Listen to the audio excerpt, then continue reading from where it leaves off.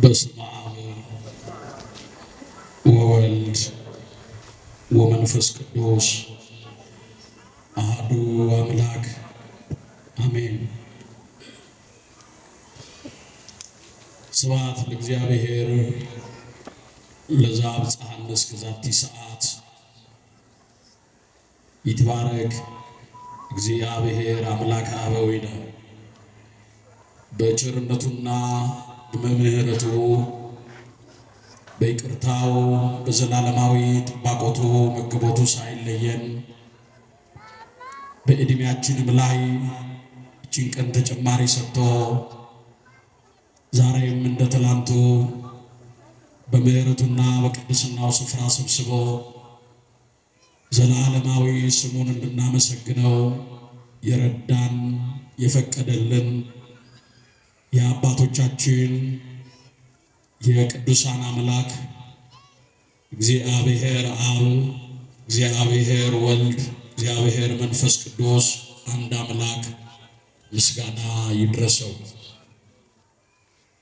እጅግ የተወደዱና የተከበሩ አባታችን መላከ ብርሃናት መምህር ናሁሰናይ ነጋ የዚህ ታላቅና ታሪካዊ ቤተ ክርስቲያን ቤተ መቅደስ ዋና አስተዳዳሪና የዚህ ቅዱስ ሕዝብ ጠባቂ የሁላችንም አባት እንዲሁም ክቡራን መምህራነ ወንጌል፣ ውሉደ ያሬድ፣ ሊቃውንተ ቤተ ክርስቲያን፣ አበው ካህናት፣ ላይካነ ምስጢር ወንድሞች፣ ዲያቆናት በዛሬው ዕለት እጅግ እግዚአብሔር በባረካት ጸጋዋ ያገለገለችን እህታችን እናትም እህትም ክብርት እህታችን ዘማሪት ምርትነሽ ጥላሁን እንዲሁም ወንድማችን ዘማሪ ፍስሐ የዚህ ታላቅ ደብረ ሰንበት ትምህርት ቤት ወጣቶች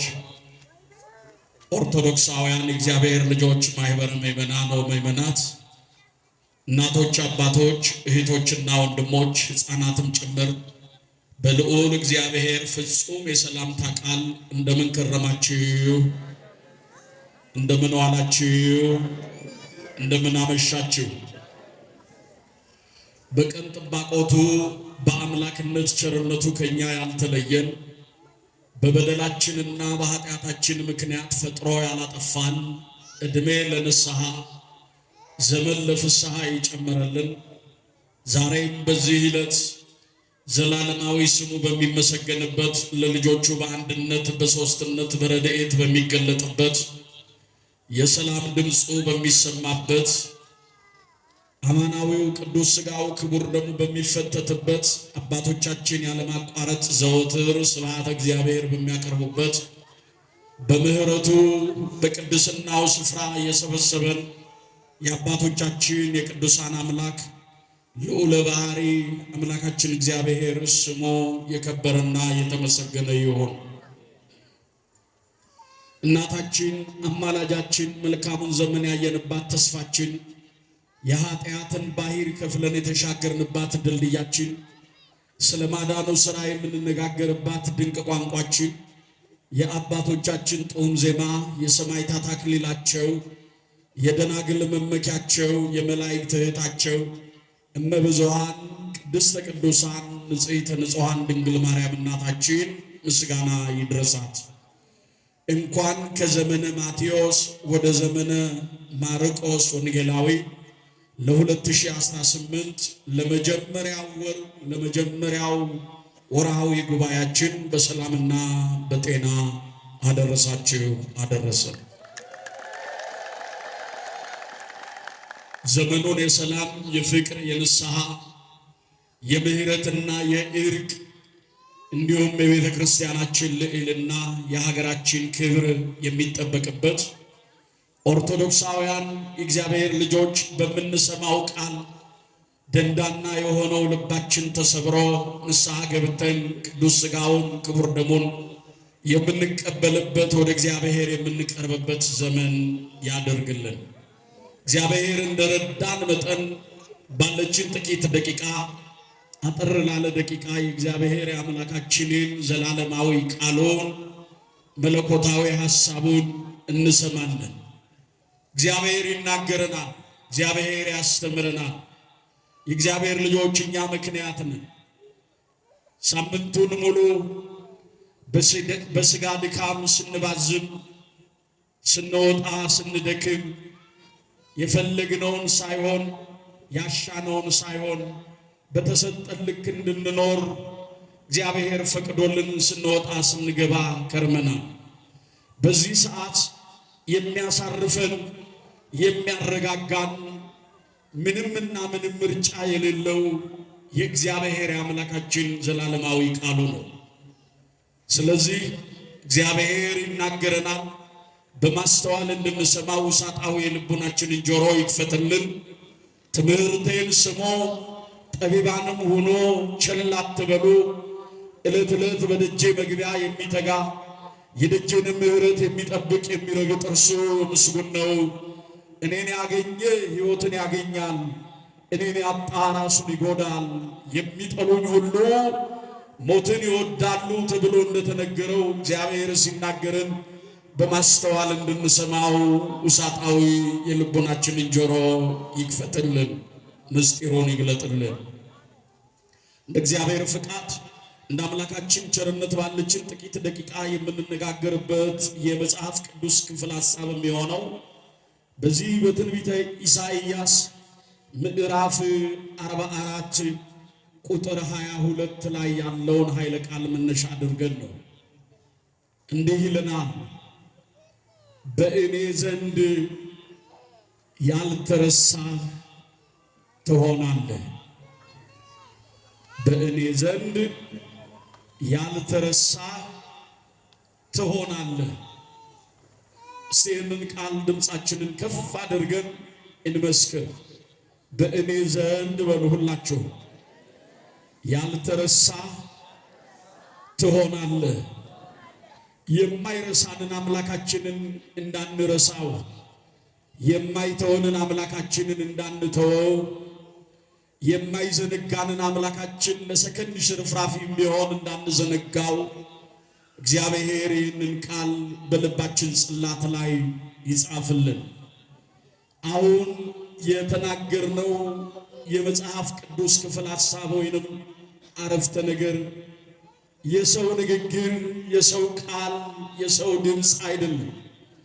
የእግዚአብሔር የአምላካችን በጎ ሐሳብ ለኛ ያለውን ፍቅሩን ለኛ ያለውን በጎነቱን የገለጠበት አርሳችሁም አልተዋችሁም ብሎ ለቃሉ የታመነ በቃሉ የሚያጽናና የልዑል ባሕሪ የአምላካችን የእግዚአብሔር መለኮታዊ ሐሳቡ ዘላለማዊ ቃሉ ነው። የእግዚአብሔር ልጆች ከዚህ በላይ የሚያጽናና፣ ከዚህ በላይ የሚደግፍ፣ ከዚህ በላይ የሚያበረታ ምንም ነገር የለም። እግዚአብሔር ለኛ ያለውን በጎነት የሚያውቅ አምላክ ነው። እግዚአብሔር ለኛ የሚያስፈልገንንና የሚረባንን የሚሰጥ ጌታ ነው። ለዚህ ነው ለናንተ የማስባትን ሐሳብ እኔ ምን እላለሁ ይለናል፣ አውቃለሁ ይላል እግዚአብሔር። ለናንተ የማስባትን ለናንተ የሚያስፈልጋቸውን ሐሳብ እኔ አውቃለሁ። ከዚህ የተነሳ የእግዚአብሔር ልጆች እስራኤል ሆይ በእኔ ዘንድ ያልተረሳ ትሆናለህ፣ በእኔ ዘንድ ያልተረሳ ትሆናለህ። መተላለፍህን እንደ ደመና ኃጢአትህንም እንደ ጭጋግ ደምስሼዋለሁ፣ ተቤዥቼሃለሁ። ወደ እኔ ተመለስ። ሰማያት ሆይ እግዚአብሔር አድርጎታልና ዘምሩ። እግዚአብሔር ያዕቆብን ተቤዥቶታልና በእስራኤል ዘንድ ይከብራልና። እናንተ የምድር ጥልቅ ሆይ ጩህ፣ አንተ ተራራ ሆይ፣ አንተ ዱር ሆይ፣ በእናንተ ያለ ዛፍ ሁሉ እልል ይበሉ። ከማኅፀን የሠራ የሚቤዥ እግዚአብሔር እንዲህ ይላል። ስለ ቃሉ የአባቶቻችን አምላክ እግዚአብሔር ስሙ የከበረና የተመሰገነ ይሁን። የማይረሳን አምላካችን የማይተውን አምላካችን እግዚአብሔር እንዲህ ይላል። ሰው ይረሳል፣ ሰው ይዘነጋል፣ ሰው ለአፍታ እንኳን ላያስታውሰን ይችላል። ነገር ግን ነቢየ እግዚአብሔር ቅዱስ ዳዊት እንዲህ ይላል፣ እንደ ሞተ ሰው ከልብ ከሰው ሐሳብ ውስጥ ተረሳሁ ይላል። ምን እንዳለ ሰው? እንደ ሞተ ሰው ከልብ ተረሳሁ ይላል። ምናልባት ለዛሬ ለነገ የምናስታውሳቸው ሰዎች ይኖሩ ይሆናል። በሕይወታችን ውስጥ ዋጋ ከፍለዋል ያልናቸው፣ በበጎነት ታይተዋል ያልናቸው፣ ነገር ግን ከቀናት ከወራት ከዘመናት በኋላ የማንረሳቸው የማንተዋቸው የማንረሳ የማንተው የለንም። ለዚህ ነው ነቢየ እግዚአብሔር ቅዱስ ዳዊት እንደ ሞተ ሰው ከልብ ተረሳሁ አለ። እንደምን እንዳለ ሰው? እንደ ሞተ ሰው ከልብ ተረሳሁ ይላል። እግዚአብሔር ግን ለቃሉ የታመነ አምላክ ነውና በእኔ ዘንድ ያልተረሳ ትሆናለህ ይላል። በእኔ ዘንድ ምን ያላልክ ትሆናለህ?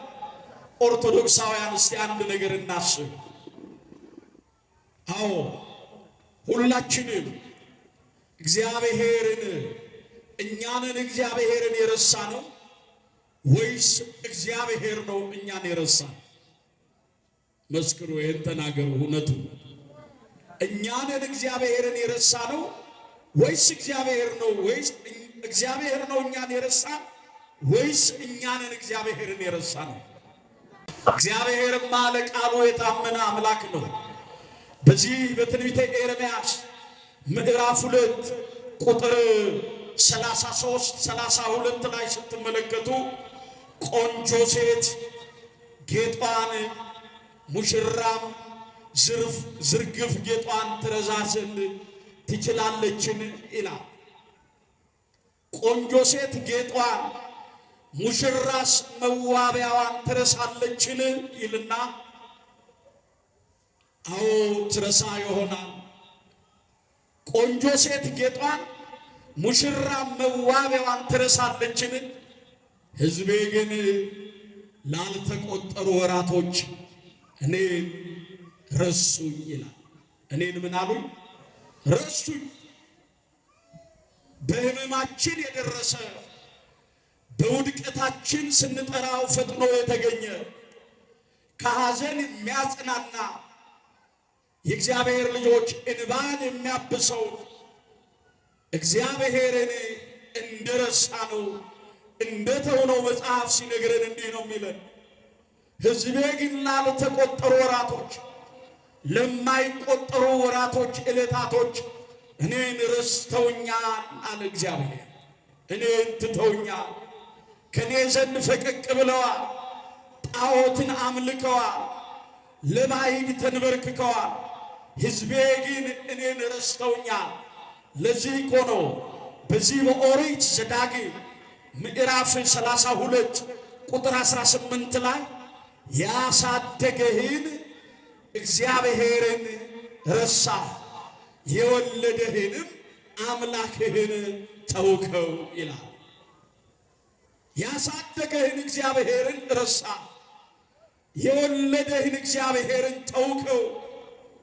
የእግዚአብሔር ልጆች በብዙ ጭንቅ የወለደን፣ በመከራ የወለደን፣ በመስቀል ሞት የወለደን፣ በዳግም ልደት የወለደን እርሱን እንረሳው ዘንድ ተገቢ እንዳልሆነ መጽሐፍ እንዲህ ይላል።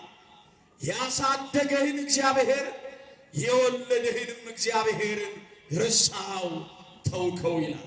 ታስታውሳላችሁ? በዚህ በመዝሙረ ዳዊት መዝሙር 105 ከቁጥር 1 ጀምረን ስንመለከት እንዲህ የሚል ቃል ነው የምናገኘው። ነቢየ እግዚአብሔር ቅዱስ ዳዊት እስራኤል ዘሥጋ ከ430 ዘመን ሙሉ ከ470 ዘመን በኋላ አዎ ባሕር ከፍሎ ደመና ጋርዶ በደመና ይመራቸው በሰባት ታላላቅ አምደ ብርሃን እየመራ ወደ ተስፋይቱ ሀገር ወደ ምድረ ርስት ከነዓን ይገቡ ዘንድ ከባርነት ቀንበር ያላቀቃቸው ዘንድ የጠሩት እግዚአብሔር በጠሩት ሰዓት ደረሰላቸው። ለአባቶቻቸው የገባውን ቃል ኪዳን ፈጸመላቸው። አስተውሉ የእግዚአብሔር ልጆች፣ ጠላቶቻቸውን ባለቀሱት እንባ አስጥሞላቸው፣ በደረቅ ምድር አሻግሯቸው። ቢርባቸው ከሰማይ ትኩስ መና እያዘነመ ከሚከተላቸው አለት ላይ ውሃ እያፈለቀ እግዚአብሔር ሕዝቡን መራቸው ይላል። እግዚአብሔር ሕዝቡን ምን አላቸው? ከቃሉ ጋር ናቸው። እግዚአብሔር ሕዝቡን ምን አላቸው? መራቸው። ዛሬ በበጎ ፍቃዱ እንዲመራ በበጎ ፍቃዱ ወዳሰብንበት ወደ ሰማያዊቷ ርስት እንዲያደርሰን የእርሱ መልካም ፍቃድ ይሆንልን። ሕዝቡን እግዚአብሔር መራቸው። ታዲያ የነሱን ነፃ መውጣት ያልፈቀደው ባህር ከፍሎ በደረቅ ምድር ላይ ያሻገራቸውን እግዚአብሔርን ሊዘብትበት ፈርዖን ሕዝቡን ወደ ባርነት ሊመልስ ፈጥኖ ሰራዊቱን ይዞ ቢከተል እግዚአብሔር ፈርዖንን በኤርትራ ባህር አሰጠመው፣ ወገኖቹን አሻገራቸው። እግዚአብሔር ስላደረገው ነገር ሁሉ እስራኤላውያን ዘመሩ፣ አመሰገኑ። የሙሴ እህት ከበሮን አነሳች። ንሴብሖ ለእግዚአብሔር።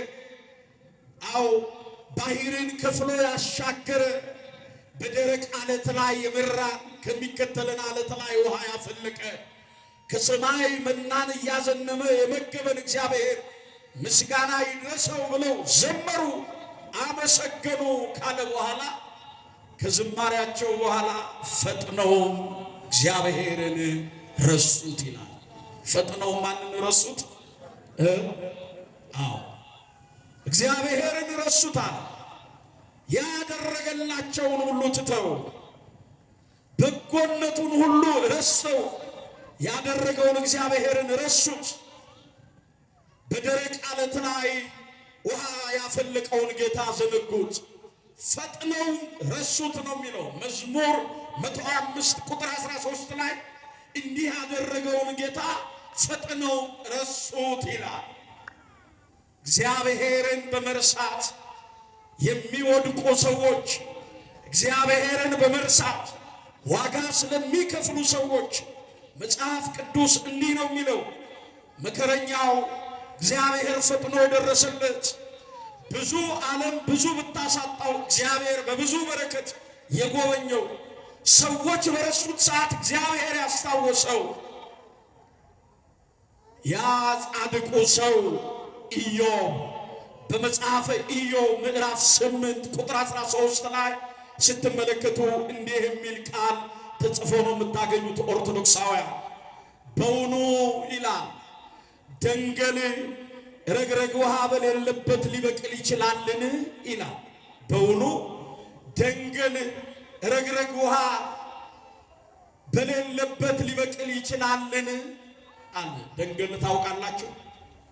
ቄጤማ የሚመስል ነገር ግን ቄጤማ የሆነ ግንድ የሆነ ነገር ነው።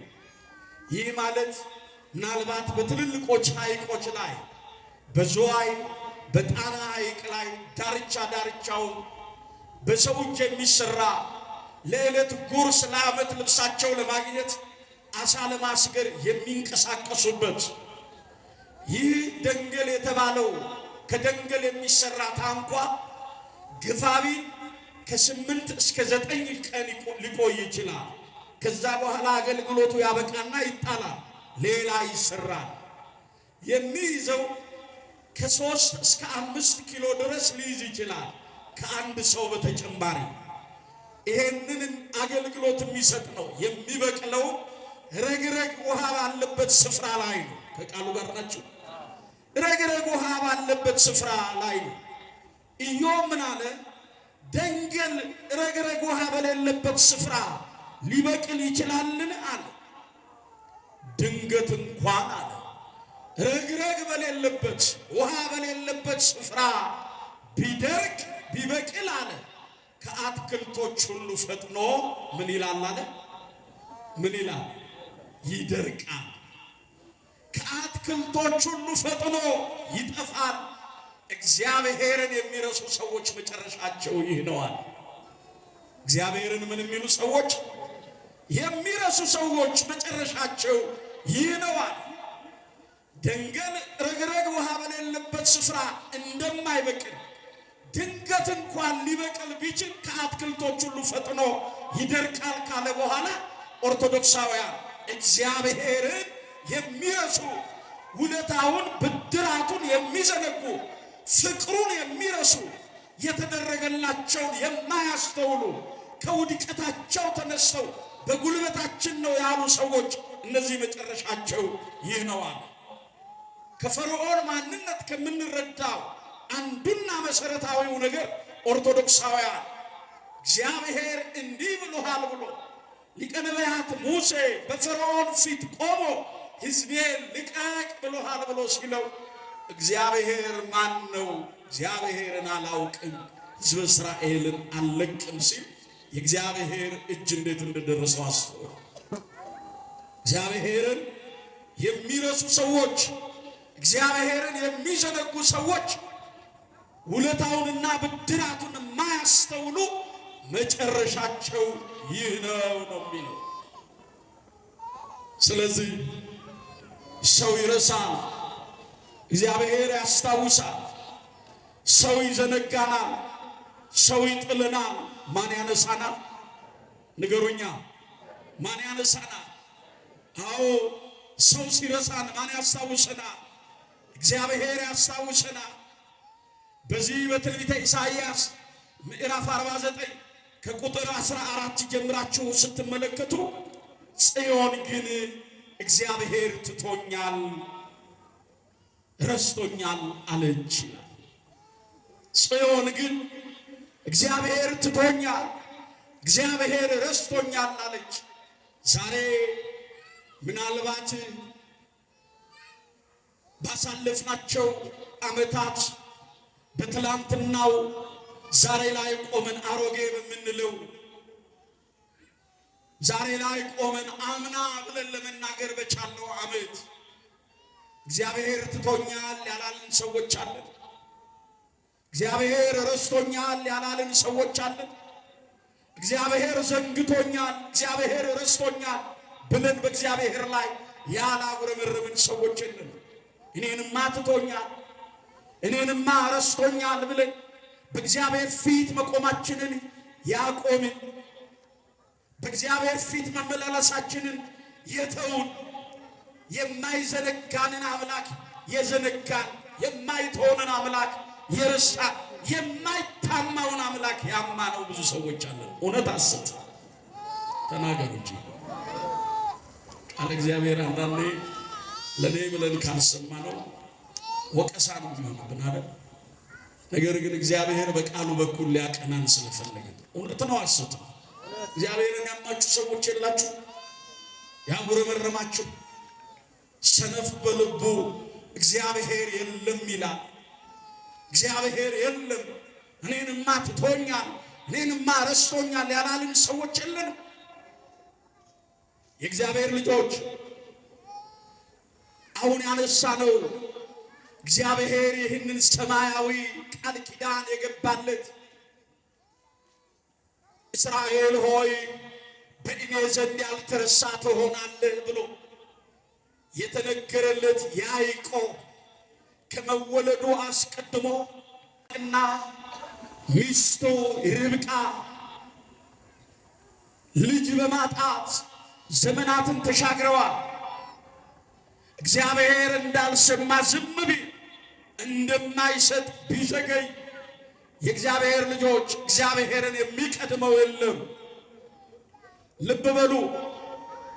ልጅ በማጣት ረጅም ዘመናትን ቢኖሩ አቶ ይስሐቅ በእግዚአብሔር ፊት ስለ ሚስቱ ስለ ሳራ ቆመ ይላል። ስለ ርብቃ ቆመ። እግዚአብሔርን ሊጠይቅ ፈቃደ እግዚአብሔርን ሊለምን በጸሎት ቆመ፣ በምስጋና ቆመ፣ እግዚአብሔርን ደጅ በመጥናት ቆመ። የማይዘነጋውን የማይረሳውን የተቆረጠ ነገር መቀጠል የሚችለውን አምላክ ሊጠይቀው በእግዚአብሔር ፊት ቆመ። ስለ ሚስቱ የሚቆም ባል፣ ስለ ሀገሩ የሚቆም ትውልድ። አዎ ዛሬም የእግዚአብሔር ልጆች ስለ ሀገራችን የምንቆምበት ዘመን፣ ስለ ቤተ ክርስቲያናችን በእግዚአብሔር ፊት የምንቆምበት ዘመን ነው። ይስሐቅ ስለ ሚስቱ ስለ ርብቃ ስለ ማጣቷ ማኅፀኗን አለምልም ወገቤን ፍታ ብሎ የተባረከ ዘር እግዚአብሔር ይሰጠው ዘንድ እግዚአብሔር ፊት ቆመ ይላል። ይህንን ዓመት በፊቱ የምንቆምበት፣ ቋጠሯችን የሚፈታበት፣ እንቆቅልሻችን የሚተረጎምበት፣ ስም አጠራሩን የምናከብርበት፣ ታሪካችን የሚቀየርበት መልካም ዘመን እንዲያደርግልን እግዚአብሔር ይፍቀድልን። እግዚአብሔር የይስሐቅን መቆም ጸሎቱን ሰማው። አምናችሁ በጸሎት የምትለምኑትን ሁሉ ትቀበላላችሁ ነው የሚለው በወንጌል። አምነን በፊቱ ስንቆም ባዶ የተዘረጉ እጆቻችን ባዶአቸውን አይመለሱም። ከአንደበታችን ከልባችን የፈለቀው በአንደበታችን ያቀረብነውን ማመልከቻ እግዚአብሔር ይሰማል። እመ ሳሙኤል ሐናን ተመልከቱ። ልቤ በእግዚአብሔር ጸና፣ ቀንዴም በእግዚአብሔር ከፍ ከፍ አለ። በጠላቶቼ ላይ አፌ ተከፈተ፣ በማዳኔ ደስ ብሎኛል። እንደ እግዚአብሔር ያለ ቅዱስ እንደ አምላካችን ያለ ጻድቅ የለም። አትታበዩ፣ በኩራትም አትናገሩ፣ እግዚአብሔር አዋቂ ነው ተብሎ ነው የተጻፈው። ልቤ በእግዚአብሔር ጸና፣ ቀንዴም በእግዚአብሔር ከፍ ከፍ አለ ማለት ቀንድ ለሰው ልጅ አይደለም። ቀንድ የተባለው ጸሎቴ፣ ልመናዬ፣ ቁመቴ በእግዚአብሔር ፊት ጥያቄ ከፍ ከፍ አለ፣ ተቀበለኝ ማለት ነው። እግዚአብሔር የይስሐቅን ልመና ሰማው። ርብቃንም ጎበኛት። አንድ አይደለም ሁለት ልጅ በማኅፀኖቿ ይገፋፉ ጀመረ።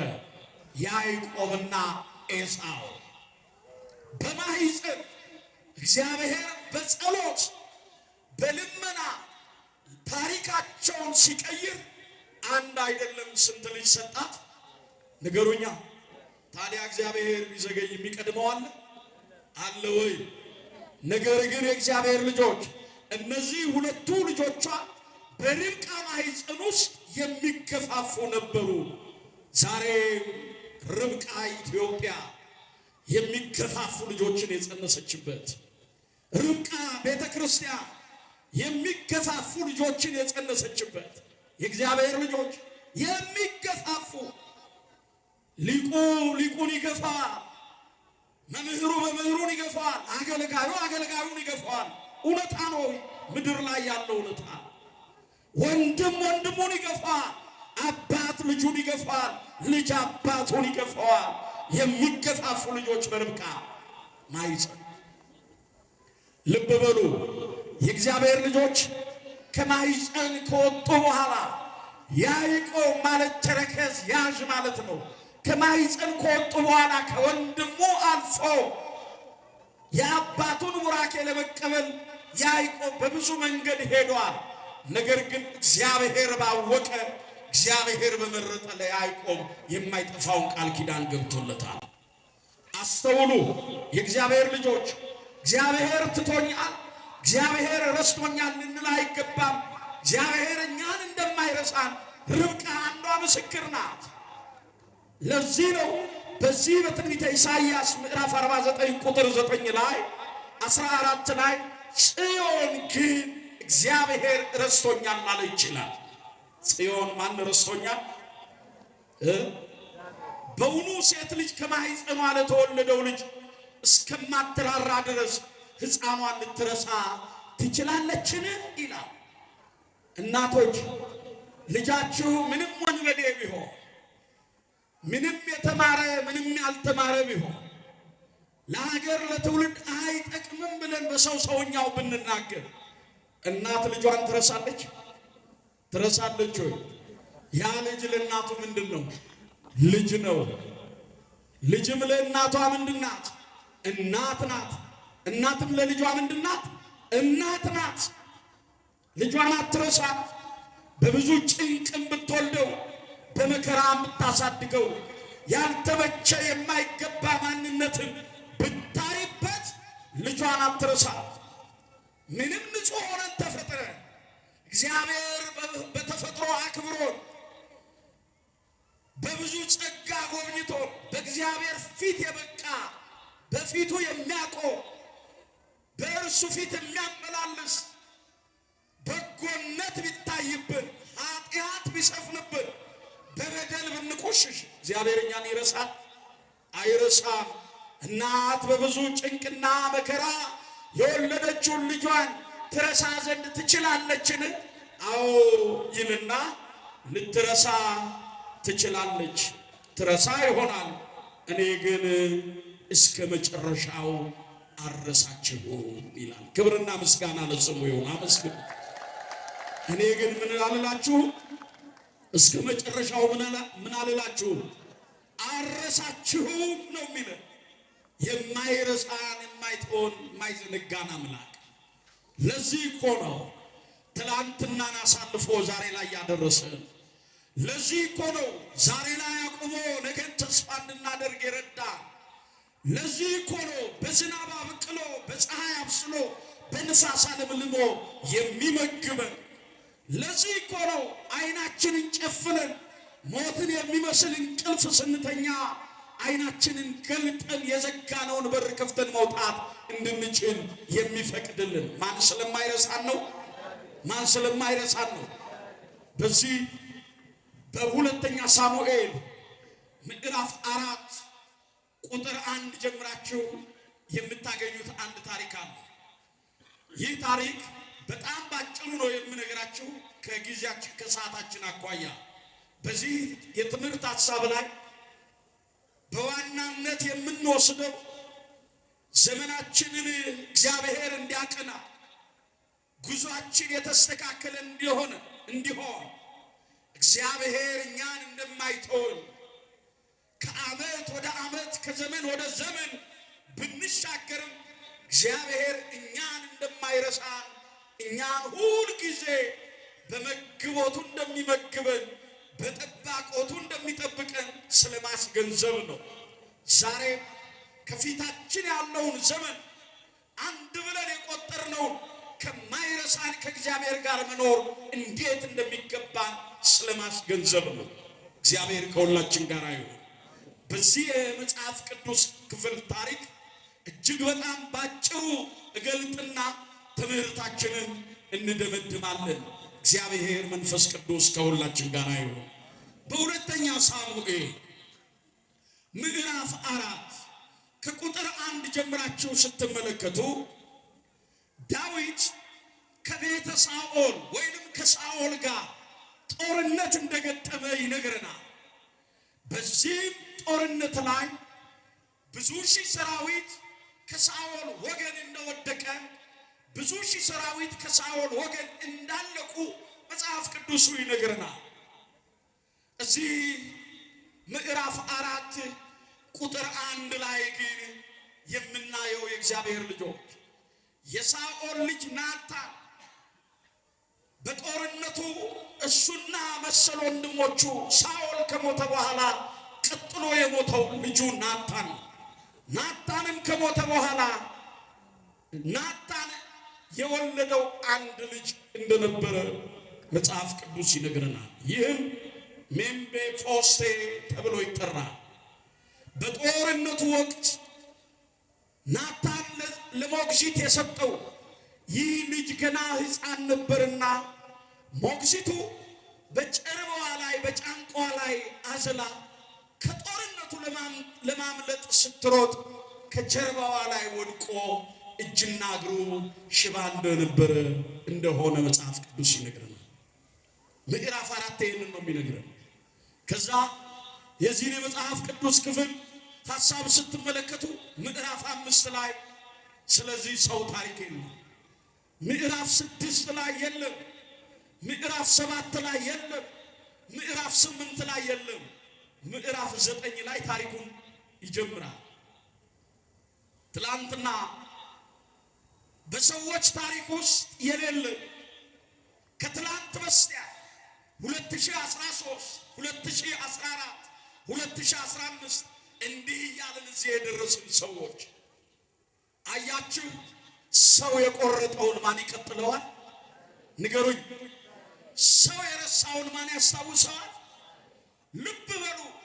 በዚህ ጦርነት መካከል ሞግዚቱ በጀርባው ላይ አዝላው ስትሮጥ ከጀርባዋ ላይ ወድቆ እጅና እግሩ ሽባ ሆኖ በቤት ውስጥ ሊያውም ይላል ለእግዚአብሔር ልጆች የነበረበት ቦታ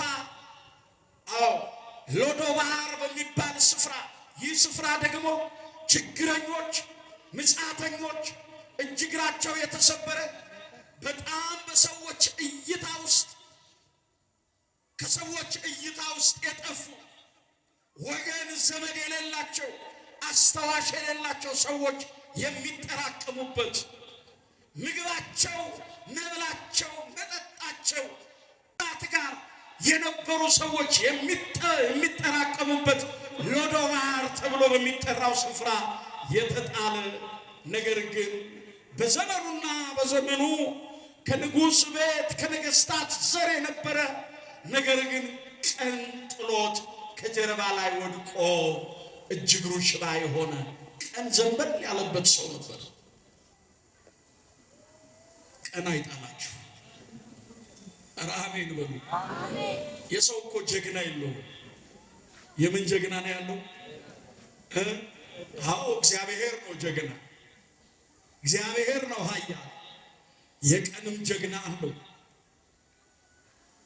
ትላንትና ሰዎች በሰዎች መካከል ሲያልፉ፣ ዛሬ በሰዎች መካከል ሲያልፉ መንገድ ክፈቱላቸው ተብለው የነበሩ ዛሬ መንገድ የተዘጋባቸው፣ ትላንትና በእስር ቤት ውስጥ ሄደው ለታሰሩት ይራሩ የነበሩ ዛሬ ደግሞ በእስር ቤት ውስጥ ሆነው እስር ቤት የተዘጋባቸው፣ ቀን የጣላቸው፣ ቀን የዘነጋቸው፣ ቀን ዘንበል ያለባቸው ብዙ ሰዎች አሉ። ያበሉ ያጠጡ የነበሩ፣ መርጠው ይበሉ ይጠጡ የነበሩ ዛሬ ግን ቁራሽ እንጀራ እራፊ ጨርቅ ያጡ ብዙ ወገኖች የሉም ወይ? ሶሻል ሚዲያውን ተመልከቱት። ሲያስተዳድሩት የነበሩትን ድርጅቶች ሲቆጥሩ፣ እኛ በስም አናቃቸው፣ ይቆጥሩት የነበረውን ገንዘብ ሲናገሩ፣ ያንቀሳቅሱት የነበረውን ካፒታል ሲናገሩ የነበሩ ዛሬ ግን ኦርቶዶክሳውያን የባስ አጥተው ከከተማ ዳር እስከ ከተማ ዳርቻ ድረስ በእግራቸው የሚሄዱ ቀን ዘንበል ያለባቸው ብዙ ወገኖቻችን አሉ። ቀን ለጠፋባቸው እግዚአብሔር ቀን ይስጣቸው። ቀና ብለን ከእግዚአብሔር የሆነውን ቀን እንድንቀበል፣ ቀና ብለን ከእግዚአብሔር የሆነውን ዓመት ጀምረናል የተሰጠንን ዘመን እንዲባርክልን፣ በመጪው በያዝነው ዘመን የምንባረክበት እንጂ የሰው እጅ የማናይበት፣ ሰርተን ለፍተን የምናገኝበት እንጂ የእግዚአብሔር ልጆች ብዙዎችን ገፍተን በአቋራጭ የምንከብርበት ዘመን እንዳያደርግብን። አዎ ቀን የጣለው ይህ ሰው ጦርነቱ አለቀ። ምዕራፍ 9 ላይ ዳዊት ከ27ቱም ከተሞች ባለሟሎቹንና ወታደሮቹን ሰበሰበ ይላል። ከቃሉ ጋር ናችሁ? እግዚአብሔር ከሁላችን ጋር ይሁን። ከ27ቱም ከተሞች ወታደሮቹንና ባለሟሎቹን ሰበሰበ። እንዲህ ሲል ዳዊት ለሰራዊቱ ለሽማምንቱ ሐሳብ ገለጠ። ከሳኦል ቤት ምሕረትን የምናደርግለት ከዘሩ የቀረ ወደ ቀደመ ክብሩ የምንመልሰው የተረሳ ሰው ያልሞተ ሰው ይኖር ይሆንን ብሎ ጠየቀ። ማን ነው ይህንን ሐሳብ የሚያስበው? ንገሩኝ እስቲ። ዳዊትን ያሳሰበው ማን ነው? እግዚአብሔር እኮ ነው። በዳዊት ልብ ላይ አድሮ የተረሳውን ሊያስታውሰው፣ የወደቀውን ሊያነሳው፣ የቆሸሸውን ሊያጸዳው፣ የተራበውን ሊያጠግበው፣ ምንም የሌላቸውን የሚጎበኝ፣ ከድሃ አደጉ ጋር አብሮ የሚኖር፣ ካዘኑት ጋር የሚያዝን የማይረሳን እርሱ መድኃኔዓለም ነው። ክብር ምስጋና ለስሙ ይሁን። አመስግኑት። የለምን ብሎ ጠየቀ። ዳዊት ይህን ሲጠይቅ ከሳኦል ወገን የናታን ልጅ ሜምፊቦስቴ ተብሎ የሚጠራ ሎዶባር ተብላ በምትጠራ በሽተኞችና ምስኪናን ሰው የሌላቸው ሰዎች፣ በሰው የተረሱ ሰዎች የወደቁባት በዛች ስፍራ የናታን ልጅ ሜምፊቦስቴ አለ ብለው ነገሩ። ጥሩልኝ አለ። ጥሩ። አዎ የእግዚአብሔር ልጆች፣ ዳዊት ይህን ተናገረ፣ ልጁንም አስጠራው ይላል። ልጁንም አስጠራው። በሰው ትከሻ ላይ ወደ ንጉሡ ወደ ዳዊት መጣ። በሰው እቅፍ ሆኖ በሰው ሐሳብ ሆኖ ወደ እርሱ መጣ። እዛ የእግዚአብሔር ልጆች የማርቆስ ወንጌል ምዕራፍ 10 ቁጥር 50 ላይ ስትመለከቱ ኑሮውንና ዘመኑን በሰው ትከሻ ላይ ያደረገ፣ በጨለማ ወጥቶ እጁን የሚዘረጋ፣ በጨለማ ደግሞ ያገኛትን ይዞ ወደ ቤቱ የሚመለስ የጤሜዎስ ልጅ በርጤሜዎስን እናስታውስ። እግዚአብሔር እሱን ስላሰበው ወደ ኢያሪኮ የገባበት ዋነኛው ዓላማ ከእስራቱ ሊፈታው ነው። የለበሰውን የኃጢአት ድሪቶ ከልቡናው ትከሻ ላይ ሊያወልቅለት ነው። አስታወሰው። ወደዛች ከተማ ወደ ዳዊት ይዘውት መጡ ይላል። ከሳኦል ወገን የናታን ልጅ እንደሆነ ተናገረ። እንዲህም ሲል ገለጠ ይላል። በእውነቱ እኔን ከተጣልኩበት ከወደቅኩበት ቦታ ከሚበሉት ውሾች ነጥለ እኔ ውሻ ስሆን የተጣልኩ ስሆን እኔን እንዴት አሰብከኝ? እንዴት አልተውከኝም? እንዴት አሰብከኝ አስታወስከኝ አለ። ያን ጊዜ ዳዊት ምን አለ? በእውኑ ይህንን እግዚአብሔር ያደርግ ዘንድ ፈቅዷል አለ። ክብር ምስጋና ለሥላሴ ይሁን። በእውኑ ይህንን እግዚአብሔር ያደርግ ዘንድ ፈቅዷል። ከዚህ በኋላ አንተ በኔ በንጉሡ ማዕድ ላይ አብረ ትቀመጣለህ። የአባትህንና የአባትህን ቤት የምታስታውሰውን የምታስታውስበት ብዙ ርስትን እመልስልሃለሁ። ከኔ ጋራም በማዕድ ትቀመጣለህ፣ እንጀራንም ትቆርሳለህ፣ ወይን ጠጅንም ትጠጣለህ። ከዚህ በኋላ በመንግስቴ አስብሃለሁ አለው። በምን ያስብሃለሁ አለው? አስብሃለሁ አለው። እግዚአብሔር ይሄ ነው፣ የወደቁትን የማይረሳ የተናቁትን የማይዘነጋ ከድሃ አደጉ ጋር አብሮ የሚኖር አዎ ላጡት ለተቸገሩት ፈጥኖ የሚደርስ ቋጠሮን የሚፈታ እንቆቅልሽን የሚተረጉም አምላክ ነው እግዚአብሔር። ይህንን የወደቀ ሰው በዚህ ልክ አስቦታል። ዛሬ የእግዚአብሔር ልጆች ትላንትና አሮጌው ዘመን፣ ካቻምና አሮጌው ዘመን፣ የዛሬ 3 ዓመት የወደቅንበትን ዘመን እግዚአብሔር እንደማይረሳ ከወደቅንባት ከሱ ፊት ከራቅንባት ጊዜ ጀምሮ እግዚአብሔር እንደማይዘነጋ በማስተዋል ተመልክተን የእግዚአብሔር ልጆች እግዚአብሔር በጊዜውና በጊዜው የሚሰራውን ድንቅ ሥራ እንድንጠብቅ ለአባቶቻችን የገባውን ቃል ኪዳን እንደማያጥፍ በእምነት እንድናረጋግጥ ያስፈልጋል።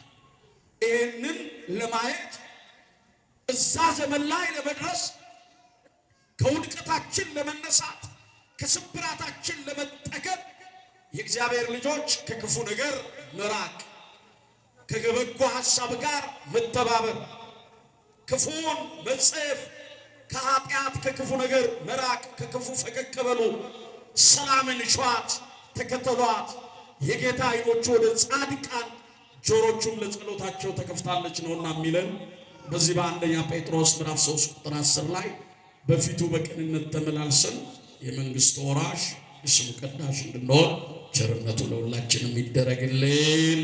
በእኔ ዘንድ ያልተረሳ ትሆናለህ።